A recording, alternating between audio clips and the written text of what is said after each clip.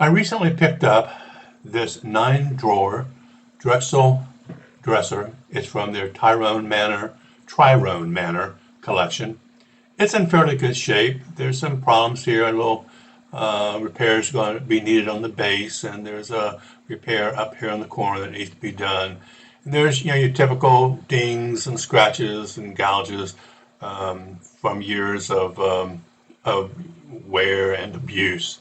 But it's really in fairly decent shape. So I'm going to paint this dresser, because there's issues on the veneer that I don't have the capability to fix. So follow along and let's just see how this dresser gets beautifully transformed into its next season. So I'm getting ready to clean, but first I'm going to take my blower and blow out the inside of this. This is the easiest way, using a blower, to get all the dust and whatever else may be in there. Now I don't see anything, exciting in there. No money, no deeds to properties, anything like that. So it's just a bunch of dust. Look at the dust flying out from the inside of this dresser. You think it was dusty? I think so. I even found a penny. So, I've got a penny payback on my purchase here. But we'll get all this blown out and cleaned out, and then it'll be time to, clean the rest of the dresser, the outside of it. So I'm using crud cutter to clean the outside of the dresser. It just sprays on, and then I wipe it off with a paper towel. And I gotta admit, the cleaning step is my least favorite part of a furniture refinishing project. I don't like doing it.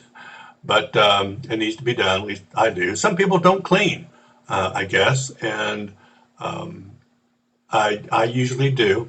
And this one's turned out not to be so dirty. But at any rate, we'll get all this cleaned off, and then we will move on to the next step. I haven't decided what the next step is, but I'm thinking about cutting that base, but I haven't completely decided yet. I've got the drawers all cleaned, and while cleaning them, I found that this dovetail joint came loose.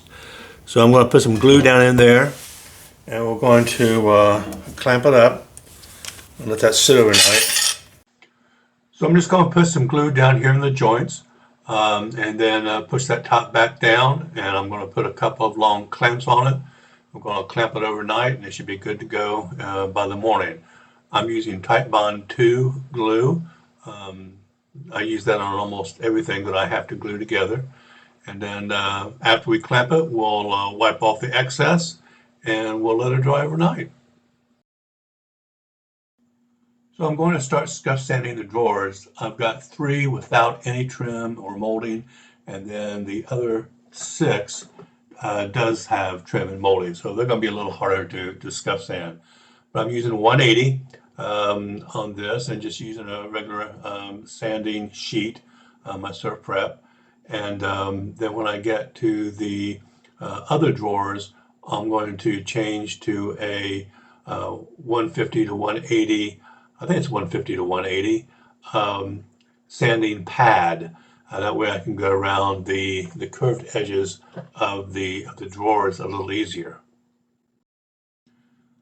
I'm going to be changing the hardware for the drawers, and so I'm going to be filling in the old holes with dowels.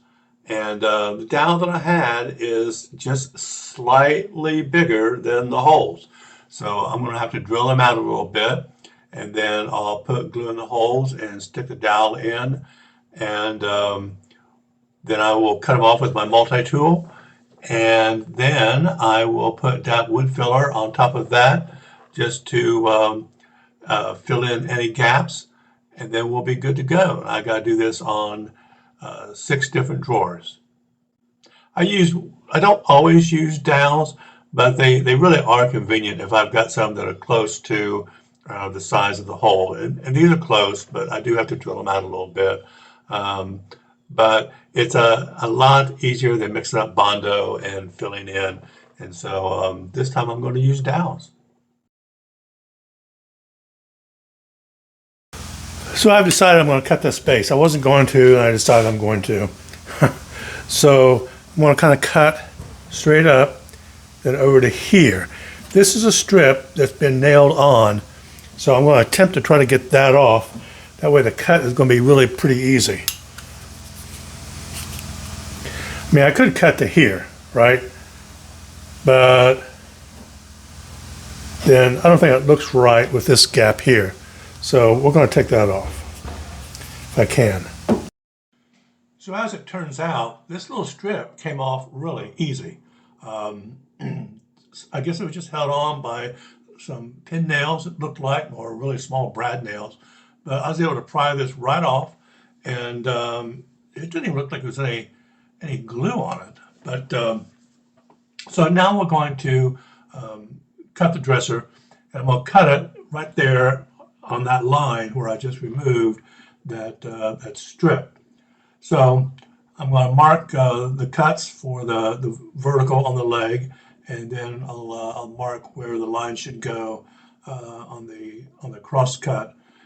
And what I do is I use masking tape to tape off the lines of where I'm going to cut, and that way that it serves as a guide, because I can't really put a guide in here to guide the jigsaw, so I've got to do it slowly, a lot slower than what's shown in this video, so that I don't waver the jigsaw very much from that tape. So we're going to get all this this cut. We're going to do this side. We have to do the other side, and then I've also got to cut the sides of the base. Again, I'm going to do the same thing. I'm going to measure off where I needed to cut. I want the excuse me. I want this side to be the same width as the front. And then we're going to cut it just at that. You can see there in the picture on the video, right there on that line where it goes up. So we'll go straight across there, and then we'll be done with this base. I will have to sand it, of course, to because I'm going to waver a little bit, so I got to sand it down. Usually I do that with 60 grit sandpaper on my DeWalt orbital sander, and then we'll this base will be done. It's going to be hard to see in the camera, but this cut is horrible. I didn't get it started good enough. It's really wavy, so I'm going to take it down with 60 grit sandpaper on my orbital and get this cleaned up. As hard as I do try, sometimes I just don't get these cuts exactly straight. But thankfully, my DeWalt orbital with a 60 grit sanding pad makes quick work, and this will be level and straight, and you'll never know that I cut it bad in the first place. So I'm getting ready to scuff sand the dresser. I also had to make a couple of repairs to the dresser, a few dings that I want to get filled in.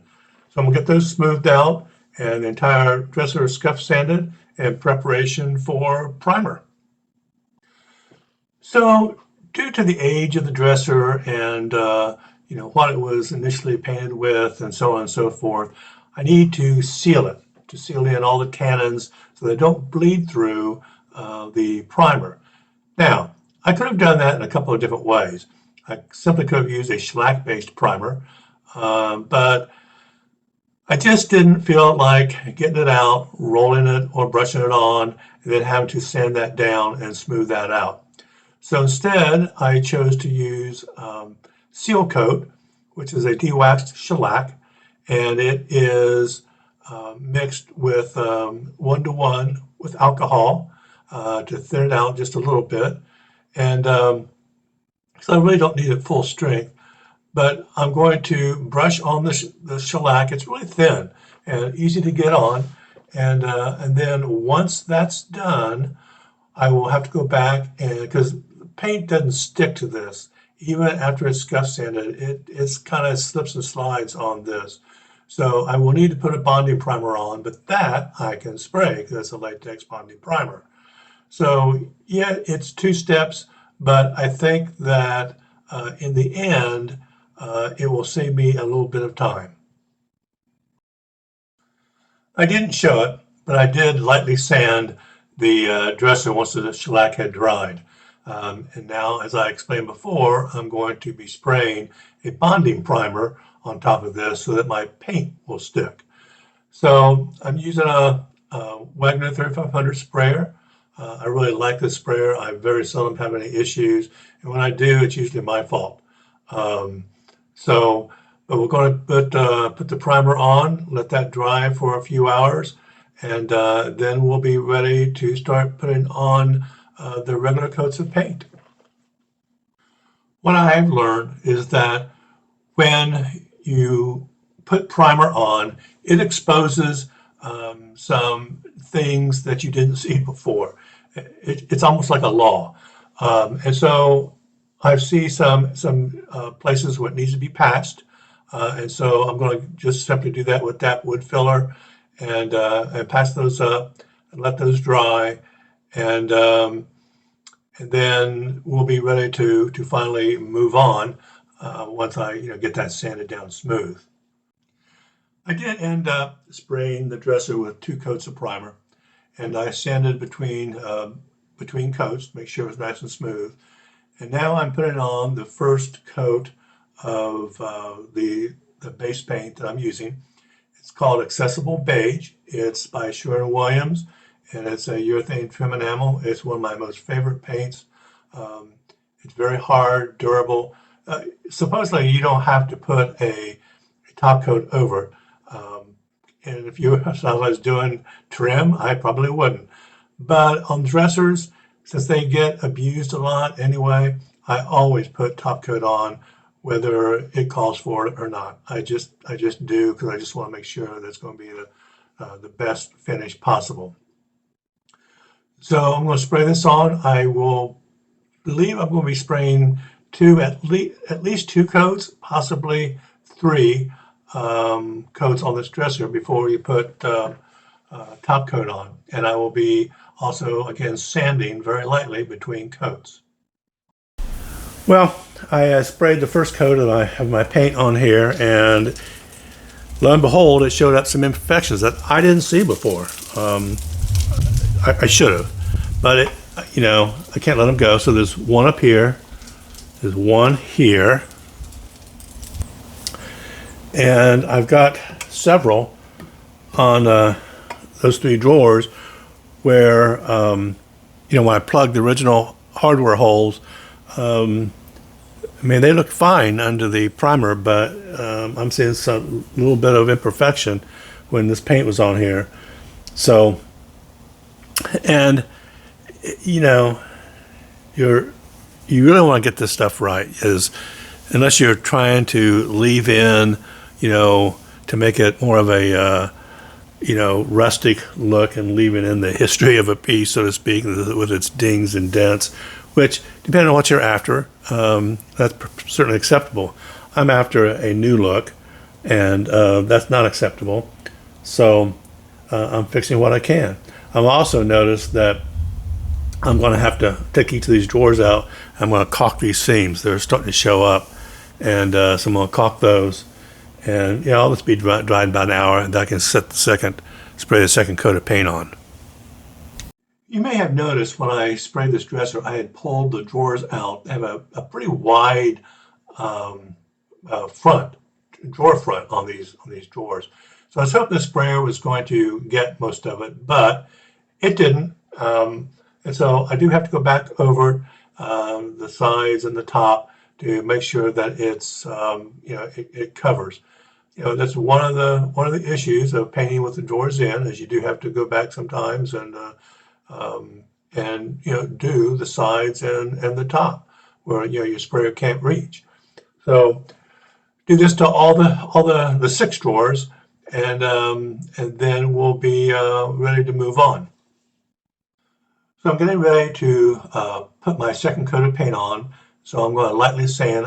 When I do this, I usually use just a used Surfprep fine pad, and I keep this stuff, and it works out really well. It's not the grit is worn down a little bit, so it's not a harsh sanding at all. So I'm going to sand this down, and then we're going to apply the second coat of paint.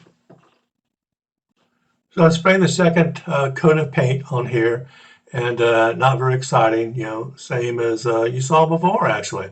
But what I haven't shown you is spraying the doors.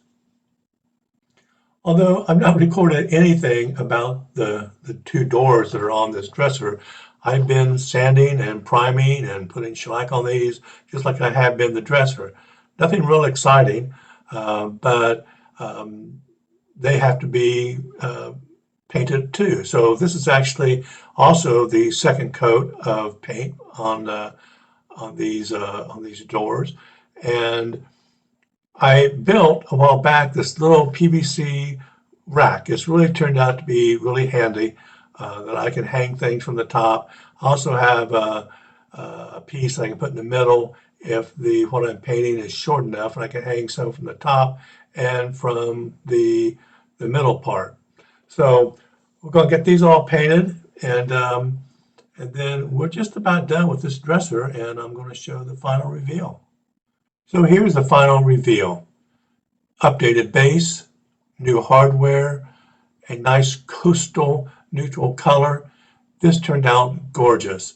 I'm very pleased with how this did turn out, and I hope that you like this. If you've learned anything, or if you enjoyed this video, I hope you subscribed, and I will see you on the next video from the next season.